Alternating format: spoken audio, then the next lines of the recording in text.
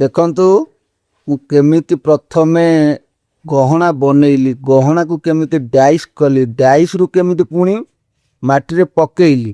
ଦେଖନ୍ତୁ କେମିତି ପକେଇଲି, ଯେମିତି ଆମେ ତିଆରି କରିଥିଲେ ସେମିତି ବି ସୁଦ୍ଧା ପକେଇ ଦେଇଛି। ପୁରା ମୂଳରୁ ଶେଷ ପର୍ଯ୍ୟନ୍ତ ଫୁଲ୍ ପ୍ରୋସେସ୍ ଏଇ ଗୋଟେ ଭିଡ଼ିଓରେ ଦେଖିବାକୁ ପାଇବି।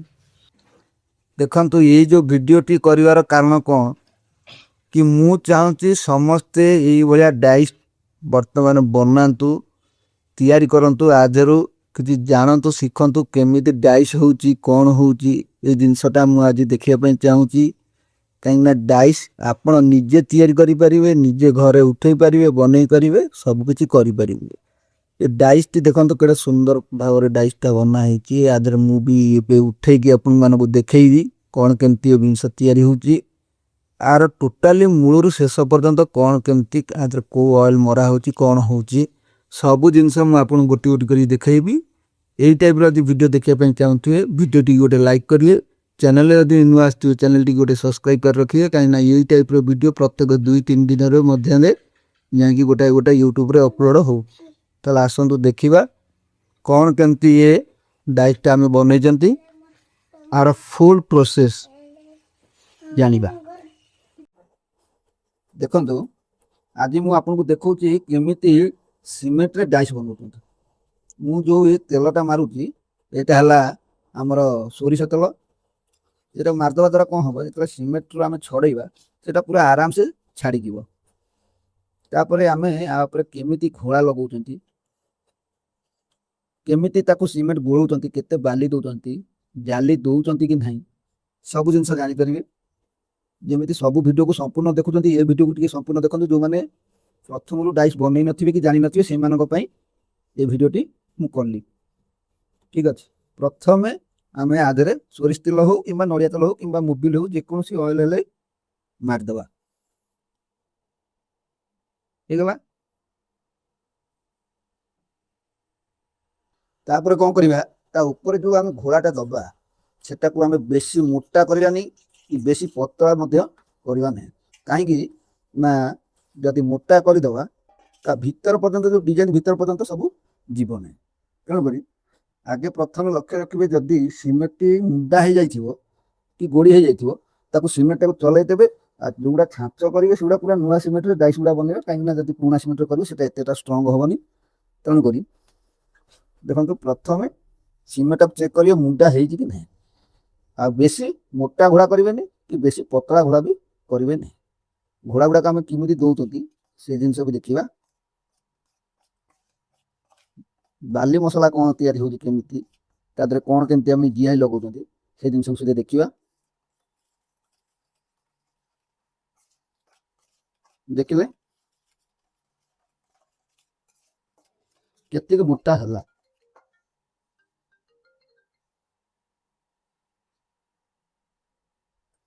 ଯେମିତି ଦେଖିଲେ ଆମର ଘୋଳାଟା କେତେ ମୋଟା ହେଇଛି ଆଉ କେତେ ପତଳା ହେଇଛି।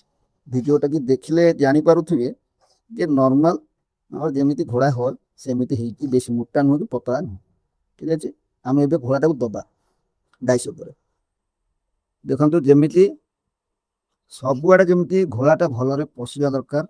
ଯେଉଁ ବଲ୍ ବନା ହେଇଛି, ଯେକୌଣସି ଡିଜାଇନ୍ ହେଇଛି, ଯେମିତି କହିଲି ଯଦି ଅଧିକ ମୋଟା କରିଦେବେ ସବୁ ଜାଗାରେ ଯାଇ ପହଞ୍ଚି ପାରିବନି। ସେମିତି ଏ ଟାଇପ୍ର ଘୋଳା ହେଲେ କ'ଣ ହେବ ନା ସବୁଆଡ଼େ ଯାଇକି ପହଞ୍ଚି ପାରିବ।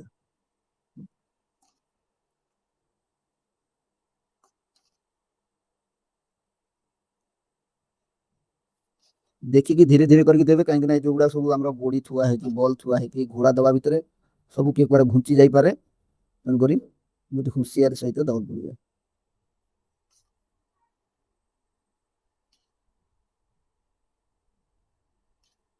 ଏଇ ଯେଉଁ ଘୋଳାଟି ଆମେ ଯେତେବେଳେ ଦେବା ଦେଖିବେ ସିମେଣ୍ଟଟା ଗୋଡ଼ି ହେଇନଥିବ କିମ୍ବା ମୁଣ୍ଡା ହେଇନଥିବ।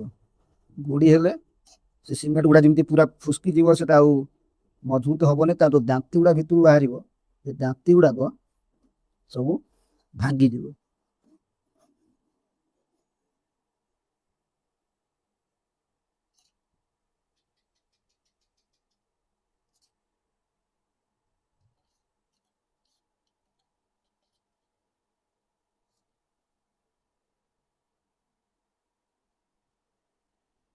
ଦେଖିଲେ ତାକୁ ଆମେ ଘୋଡ଼ା ଦେଇଦେଲେ, ଘୋଡ଼ା ଦେଇକି ତା ଉପରେ ଆମେ କ'ଣ କରିବା ନା ଚଲା ସାହାଯ୍ୟରେ ଶୁଖିଲା ସିମେଣ୍ଟ ଟିକେ ଦେବା ଆଉ କିଛି ସମୟ ତାକୁ ଛାଡ଼ିବା। ତାକୁ କେମିତି କରୁଛନ୍ତି ଦେଖନ୍ତୁ। ଦେଖନ୍ତୁ ଆମ ଏଇ ଯୋଉଟାକୁ ଟିକେ ବାଡ଼େଇ ଦେଲେ ମଧ୍ୟ ଦେଖନ୍ତୁ ଘୋଡ଼ାଟା ସବୁଆଡ଼କୁ ପାଇଯିବ, ଯୋଉଠିକି ଯାଇନଥିବ ସେ ତୁଳସୀଟେ ପାଇଯିବ।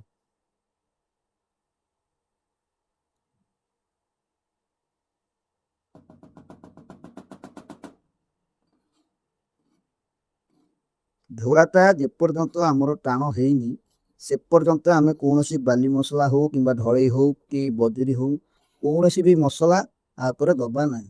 ଯେପର୍ଯ୍ୟନ୍ତ ଘୋଡ଼ାଟା ହାର୍ଡ଼ ନ ହେଇଯାଇଛି ବା ଟିକେ ଟାଇଟ୍ ନ ହେଇଯାଇଛି। ତାକୁ ଆମେ ଟାଇଟ୍ କରିବା ପାଇଁ କ'ଣ କରୁଛନ୍ତି ଦେଖନ୍ତୁ, ଚଲାରେ ଯେମିତି ସିମେଣ୍ଟ ଟିକେ ନେଇକି ତାପରେ ଆସ୍ତେ ଆସ୍ତେ ଆସ୍ତେ ଆସ୍ତେ ଚଲେଇ ଦେଲେ କ'ଣ ହବ ନା ସେ ପାଣିଟା ସେ ଟାଣି ନେବ।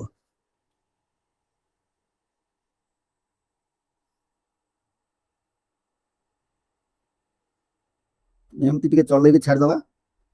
ତା ଦ୍ୱାରା କ'ଣ ହବ, ଘୋଡ଼ାଟା ଆମର ଆଉ ଟିକେ ମୋଟା ବି ହେଇଗଲା, ସବୁଆଡ଼େ ପଶିଗଲା ଘୋଡ଼ାଟା।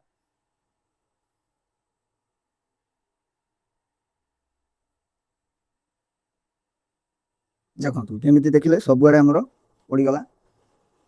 ତାକୁ କିଛି ସମୟ ଟାଇଟ୍ ହେବା ପାଇଁ ଛାଡ଼ିଦେବା। ଯେମିତି ଦେଖିଲେ ଆମର ଅଧା ଘଣ୍ଟାରୁ ଘଣ୍ଟାଏ ଖଣ୍ଡ ହେଇଗଲାଣି। ଦେଖନ୍ତୁ ଆମେ ଯେଉଁ ଘୋଡ଼ାଟି ଦେଇଛନ୍ତି ୟାକୁ ପୁରା ସାଇଜ୍ କରି କାଟିଦେବା। ଯେହେତୁ ଆମର ଟିକେ ଟାଇଟ୍ ହେଇଯାଇଛି, କାଟି ଦେଇକି ତାକୁ ଆମେ ବାହାର କରିଦେବା। ଯେଉଁଗୁଡ଼ାକ ଏକ୍ସଟ୍ରା ଚାରିପିଟି ବାହାରି ଯାଇଛି।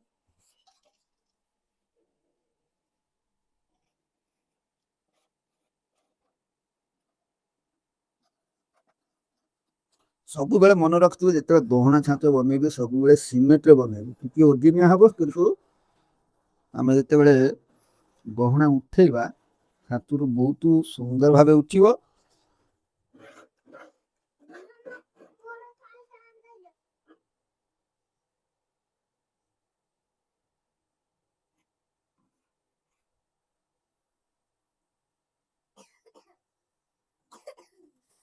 ଦେଖିଲେ ଆମେ ଯେଉଁ ଶୁକୁଲା ସିମେଣ୍ଟଟା ଦେଇଥିଲେ ପୁରା ତାକୁ ମିଶେଇ ଦେଲେ। ନ ମିଶେଇଲେ ଆମେ ଯେଉଁ ଉପରେ ଯେଉଁ ବାଲି ମସଲାଟା ଦବା ସେଟା ଜମାରୁ ସେଟିଂ ଠିକ୍ ସେ ହବନି। ତେଣୁକରି ଆମେ ଏଟାକୁ ପୁରା ଦେଖନ୍ତୁ ମିଶେଇ ଦେଲେ। ଆଗେ ଯେଉଁ ଘୋଳା ଦେଇଥିଲେ ଇଏ ଶୁକୁଲା ସିମେଣ୍ଟଟା ତା ସାଙ୍ଗରେ ପୁରା ମିଶିଗଲା।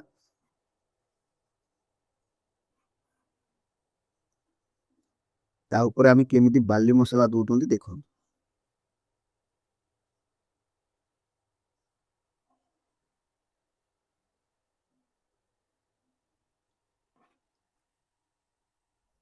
ଦେଖନ୍ତୁ ତାପରେ ଆମର ଯେଉଁ ଘୋଳା ଯେଉଁ ବଞ୍ଚିଛି ତାରି ଧିଅରେ ଆମେ ବାଲି ପୁରା ଚଲା ହେଇଛି ଟିକେ ମୋଟା ରଗଡ଼ା ବାଲି ତାକୁ ଦେଖିପାରିଲେ ଯେମିତି ଆମର ମସଲାଟା ପୁରା ରେଡି ହେଇଗଲା।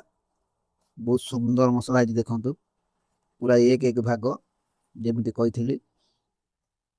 ବେଶୀ ଟାଣ ହେଇନି କିମ୍ବା ବେଶୀ ନରମା ମଧ୍ୟ ମୁଁ କରିନି। ଆକୁ କେମିତି ଦବା ବର୍ତ୍ତମାନ ସେଟାକୁ ସୁଧେ ଦେଖିବା।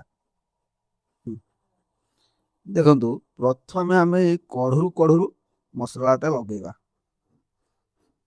କାହିଁକିନା ଉପରେ ଯଦି ଲଗେଇଦେବା ପ୍ରଥମେ ସିଏ ତାର ବୋହିଯିବ ଚାରିପିଟି। ତେଣୁକରି କଢ଼ରୁ ପ୍ରଥମେ ଆଗେ ମସଲାଟା ଲଗେଇବା। ସବୁଆଡ଼େ ସାଇଜ୍ କରିକି ଗୋଟେ ଲେବୁଲରେ ଲଗେଇବେ।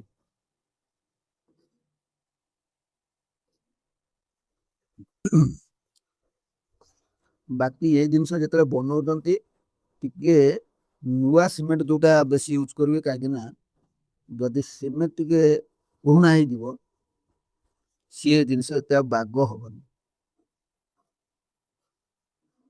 ତେଣୁକରି ଯେତେ ପାରିବେ ନୂଆ ସିମେଣ୍ଟରେ କାମ କରିବେ। ଏ ଗହଣା ଯେମିତି ବନା ହେଇଛି କ'ଣ କେମିତି ବନା ହେଇଛି ଯଦି ଆପଣ ସେ ଭିଡ଼ିଓ ନ ଦେଖିଛନ୍ତି ତାହେଲେ ସେ ଭିଡ଼ିଓକୁ ସୁଧେ ଦେଖନ୍ତୁ। ମୁଁ ଆର ଏଣ୍ଡ ସ୍କ୍ରିନ୍ରେ ଦେଇଦେଇଛି, ତାକୁ ସିଧେ ଚାହିଁଲେ ଦେଖିପାରିବେ ଗହଣା କେମିତି ବନା ହେଉଛି। ଏଟା ତ ଆମେ ଦେଖିଲେ କେମିତି ଡାଇସ୍ ବନାଉଛନ୍ତି, କିନ୍ତୁ ଗହଣା କ'ଣ କେମିତି କେଉଁ ଟ୍ରିକ୍ସ ବନା ହେଉଛି ସେ ଜିନିଷଟାକୁ ସିଧେ ଆପଣ ଦେଖିପାରିବେ। ଲାଷ୍ଟକୁ ଗଲେ ଏଣ୍ଡ ସ୍କ୍ରିନ୍ରେ ସେ ଭିଡ଼ିଓ ସିଧେ ବାହାରିବ। ଦେଖନ୍ତୁ ମୁଁ ମସଲା ଲଗେଇଦେଲି ବର୍ତ୍ତମାନ ତାକୁ ଆମେ କେମିତି ଜିଆଇ ଦଉଛନ୍ତି ଦି ଖଣ୍ଡ ଛୋଟିଆ ଛୋଟିଆ ଜିଆଇ କରିକି ଦବା।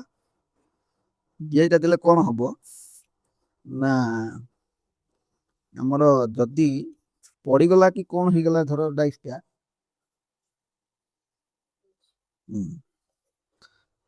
ଯଦି ଆମେ ଜିଆଇଟା ଦେଇଥିବା ତାହେଲେ ପଡିଗଲେ ବି ସୁଦ୍ଧା ଆମେ ପଛରେ ଜଏଣ୍ଟ କରିପାରିବା।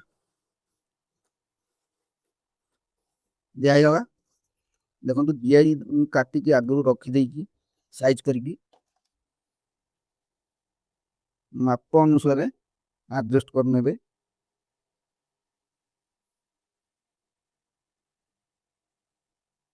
ଦେଖିଲେ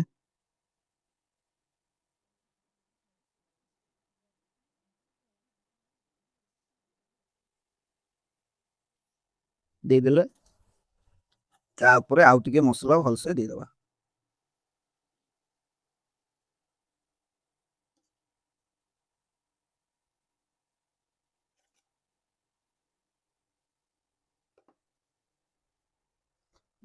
ଯେମିତି ଦେଇଦେଲେ ତାପରେ ମସଲା ତାକୁ ଟିକେ ଆମେ ସାଇଜ କରିଦବା କରଣୀରେ ଧୀରେ ଧୀରେ କରିକି ସବୁଆଡେ ପୁରା ସାଇଜ କରିଦବା ଆକୁ କିଛି ସମୟ ଛାଡିଦବା ସିଏ ଟାଇଟ୍ ହବା ପାଇଁ। ଟାଇଟ୍ ହେଇଗଲା ପରେ ତାକୁ ଆହୁରି ବି ଆମେ ଭଲସେ ଟିକେ ଉପରେ ଫିନିସିଂ କରିପାରିବା। ଏମିତି ତାକୁ ଛାଡିଦବା ଅଧା ଘଣ୍ଟାଏ ଖଣ୍ଡ ଛାଡିଦେଲେ ହେଇଯିବ। ତା ଉପରେ ଟିକେ ପୁଣି ଆମେ ଯେମିତି ଚଲାରେ ପକେଇଥିଲେ ଶୁକ୍ଲା ସିମେଣ୍ଟ ସେଇ ଟାଇପ ର ପକେଇ ଦବା। ଦେଖନ୍ତୁ ଯେମିତି ଆମର ପକେଇଥିଲେ ପୂର୍ବ ଥର ସେଇ ଟାଇପ ର ଶୁକୁଲା ସିମେଣ୍ଟ ଟିକେ ପକେଇଦବା। ଚଲାରେ ପକେଇଦେଲେ କଣ ହବ ନା ସବୁବେଳେ ଚଲେଇ ହେଇଯିବ ଗୋଡି ଗୋଟେକି ରହିବନି ଆଉ ସବୁଆଡେ ସମାନ ଭାବରେ ଜିନିଷଟା ପଡିବ। ସେଥିପାଇଁ ମୁଁ ଚଲାରେ ସବୁବେଳେ ପକଉଛି। ସବୁଆଡେ ସାଇଜ ହେଇକି ଲାଗିଗଲା ଟିକେ ଆଣ୍ଟି ଗଲେ ତାକୁ କଣ କରିବି ନା କରଣୀରେ ସାଇଜ କରିଦେବି।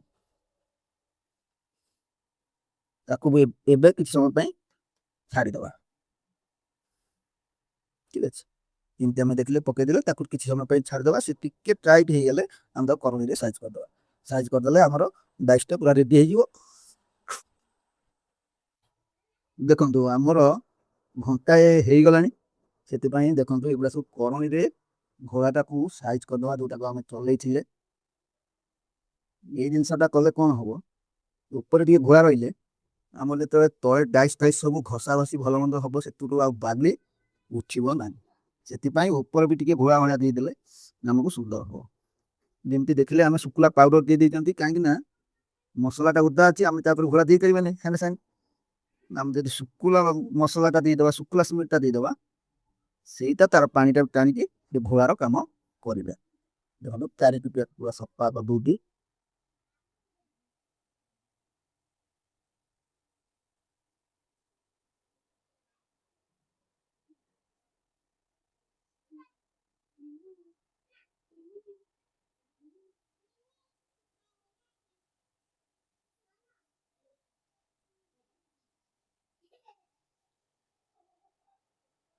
ବେଶୀ ଆପଣଙ୍କୁ ଫିନିସିଂ କରିବା ବି ଦରକାର ନାହିଁ ଉପରଟା କାରଣ ବେଶୀ ଫିନିସିଂ ହେଲେ ବି କାଦୁଅ ଯେତେବେଳେ ଉଠେଇବି ସେତେବେଳେ ହାତ ଫାତ ଖସିବ ଆମେ ହାଲକା ହାଲକା କେବଳ ଡଷ୍ଟ ମାରିଦବା ବେଶୀ ଫିନିସିଂ ଦରକାର ନାହିଁ।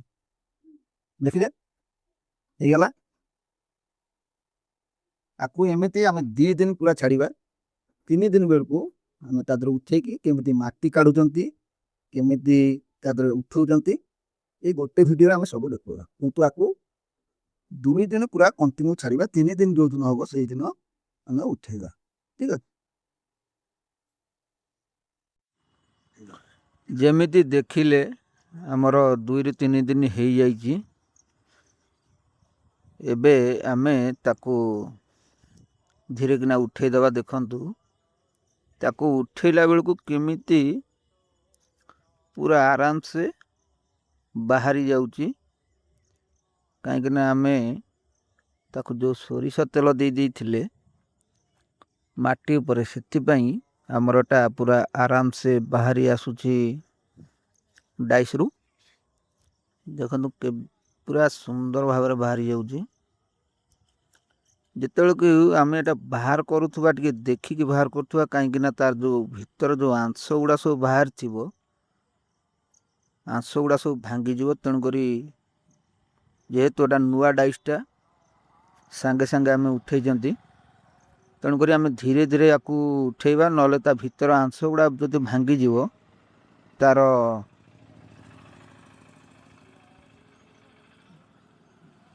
ଯେଉଁ ଡିଜାଇନ୍ ଗୁଡ଼ାକର ଇଏଟା କମିଯିବ।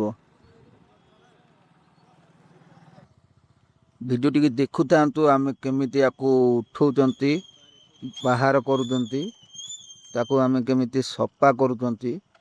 ଏବେ ଆମେ ତା ଦେହରେ କେମିତି ପକେଇକି ସୁଦ୍ଧା ଦେଖିବା, ପୁରା ସମ୍ପୂର୍ଣ୍ଣ ସାଇଜ୍ କରିସାରିବା। ତା ଭିତରୁ ଯେତିକି ମାଟି ଅଛି ବାହାର କରିସାରିଲେ ଆମେ ତାର ଯେଉଁ ସାଇଡ଼୍ ଗୁଡ଼ାକ ସବୁ ସଫା କରିବା, ନହେଲେ ଆମକୁ ଯେତେବେଳେ ଡାଇସ୍ ଗୁଡ଼ାକ ଉଠେଇବା ସେଗୁଡ଼ା ସବୁ ଟାଣିକି ଧରିବ। ସେଥିପାଇଁ ଆମେ ତାକୁ ବି ସୁଦ୍ଧା ସଫା କରିବା। ଭିଡ଼ିଓ ଟିକେ ଦେଖୁଥାନ୍ତୁ, କ'ଣ କେମିତି ୟାର ପ୍ରୋସେସ୍ଟା ସମ୍ପୂର୍ଣ୍ଣ ଆପଣ ଦେଖିଲେ ଜାଣିପାରିବେ। ଭିଡ଼ିଓଟି ଯଦି ଭଲ ଲାଗୁଛି ଭିଡ଼ିଓଟିକି ଗୋଟେ ଲାଇକ୍ କରୁଥିବେ, ଚ୍ୟାନେଲ୍ ଯଦି ନୂଆ ଦେଖୁଥିବେ ଚ୍ୟାନେଲ୍ ଟିକେ ଗୋଟେ ସବସ୍କ୍ରାଇବ୍ କରି ରଖିବେ, କାହିଁକିନା ଏଇ ଟାଇପ୍ର କିଛି ଦେଖିବା ପାଇଁ ଶିଖିବା ପାଇଁ ମଧ୍ୟ ମିଳିବ। ଏଇ ଚ୍ୟାନେଲରେ ସବୁ 2-3 ଦିନ ମଧ୍ୟରେ ନୂଆ ନୂଆ ଭିଡ଼ିଓ ପଡ଼ିବ। ଯେମିତି ଦେଖିପାରୁଛନ୍ତି ଆମର ବହୁତ ସଫା ହେଇଗଲାଣି, ଆଉ ଅଳ୍ପ କିଛି ରହିଛି।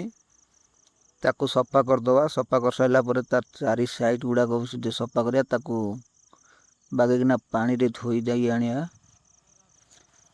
ଧୋଇ ସାରିଲା ପରେ ଫାଇନାଲି ଆମେ ତା ଦେହରେ କେମିତି ଉଠଉଛନ୍ତି ସେଟାକୁ ଦେଖିବା। ତାର ଯେଉଁ ମଝି ଯେଉଁ ଦେଖୁଛନ୍ତି ତାର ସିମେଣ୍ଟ ଘୋଳା ଗୁଡ଼ା ପଶିଯାଇଛି, ତାକୁ ବି ସୁଦ୍ଧା ଆମେ ସଫା କରିବା ପୁରା ଭଲସେ। ନହେଲେ ଆମେ ଯେତେବେଳେ ତା ଦେହରେ ମାଟି ପୁରେଇକି ଉଠେଇବା ସିଏ ବି ସୁଦ୍ଧା ଟାଣିକି ଧରିଲା ଭଳିଆ ଧରିବ, ଭଲସେ ଉଠିବନି।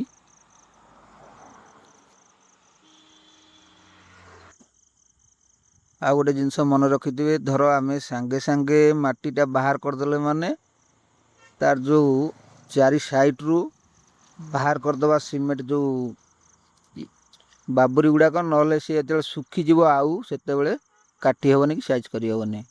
ଦେଖନ୍ତୁ ଚାରିପଟ ଗୁଡ଼ାକ ସବୁ ଗୁଡ଼ାକ ସମାନ ଭାବରେ କ୍ଲିଅର୍ କରିବେ, ଯେମିତି ଡାଇସ୍ରୁ ଆମେ ପୁରା ଆରାମସେ ରିଲିଜ୍ କରିପାରିବା। ଦେଖନ୍ତୁ ବଲ୍ ମଝିରେ ମଝିରେ ବି ସୁଦ୍ଧା ବାବୁରି ଯେଉଁଗୁଡ଼ାକ ଉଠିଛି, ଅଧିକ ଘୋଳା ପଶିଯାଇଛି, ସେଗୁଡ଼ା ସବୁ ପୁରା ଆରାମସେ ସଫା କରିବେ। ଅଧିକ ଭାଙ୍ଗିବେନି, କାହିଁକିନା ଅଧିକ ଭାଙ୍ଗିଲେ ଆଉ ଡିଜାଇନ୍ ଗୁଡ଼ାକ କିଛି ମାଲୁମ ପଡ଼ିବନି। ଦେଖନ୍ତୁ ଯେଉଁଠି ବି ଅଧିକ ଘୋଳା ବାହାରି ଯାଇଛି ସବୁଗୁଡ଼ାକ ଭଲସେ ସଫା କରିବା। ତାପରେ ତା ଚାରି ସାଇଡ଼୍ ଗୁଡ଼ାକ ସବୁ ସଫା କରିବା।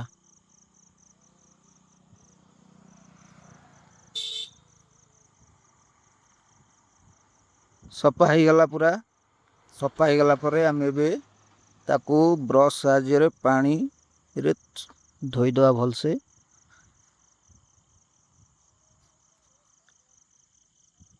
ଦେଖନ୍ତୁ ଯେମିତି ଆମର ଗୋଟେ ଦାନ୍ତ ଘଷା ବ୍ରସ୍ ନେଇଛି, ତା ଭିତରେ ବାଗେଇକିନା ସଫା କରିଦେଉଛି। ହାଲକା ହାଲକା ଇଏ କରିବେ, କାହିଁକିନା ଯେହେତୁ ଏଇଟା ନୂଆ ଡାଇସ୍ଟା, ଟିକେ ଯଦି ଅଧିକା ପ୍ରେସ୍ କରିବେ ତାର ଭିତର ଦାନ୍ତି ଗୁଡ଼ାକ ସବୁ ଦେଖାଯିବ।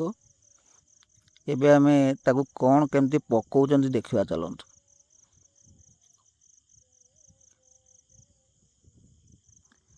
ଦେଖନ୍ତୁ ଏବେ ଆମର ଫାଇନାଲ୍ ଡାଇସ୍ଟା ବନି ଯାଇଛି। ତା ଦେହରେ ଆମେ କେମିତି ଉଠଉଛନ୍ତି ଦେଖନ୍ତୁ। ମାଟି ଗୁଡ଼ାକ ଯେଉଁ ଦେଉଛନ୍ତି ତା ଭିତର ପାଖରେ ସବୁ ଦେବା, ଟିକିଏ କି ବାହାରକୁ ବାହାର କରିବାନି। ବୁଢ଼ା ଆଙ୍ଗୁଠି ସାହାଯ୍ୟରେ ଯେମିତି ଆମେ ମାଟିଟାକୁ ପ୍ରେସ୍ କରୁଛନ୍ତି, ବାହାରକୁ ଦେଲେ ଡାଇସ୍ଟା ପୁରା ନାସନା ହେବ, ଆଉ ଜିନିଷଟା ସୁନ୍ଦର ହେଇକି ଉଠିବନି। କେତେ ସୁନ୍ଦର ଭାବରେ ଉଠିବ ଆପଣ ଖାଲି ଦେଖୁଥାନ୍ତୁ। ବାକି କମେଣ୍ଟ କରି କହିବେ କ'ଣ କେମିତି ଲାଗିଲା ଏ ଡାଇସ୍ କାମଟି।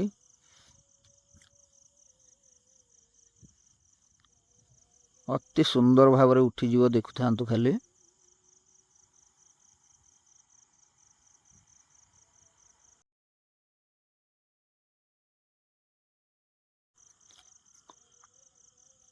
ବାକି କମେଣ୍ଟ କରି କହିବେ କ'ଣ କେମିତି ଲାଗିଲା ଏ ଡାଇସ୍ କାମଟି।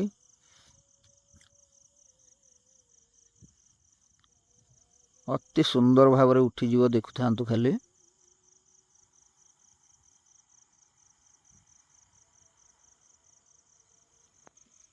ଦେଖନ୍ତୁ କେମିତି ପୁରା ଆରାମ ସେ ବାହାରିଗଲା, କାହିଁକିନା ଆମେ ତାର ବାବରି ଗୁଡ଼ା କାଟି ଦେଇଛନ୍ତି ବୋଲିକି। ଦେଖନ୍ତୁ କେଡ଼େ ସୁନ୍ଦର ଭାବରେ ପଡ଼ିଗଲା।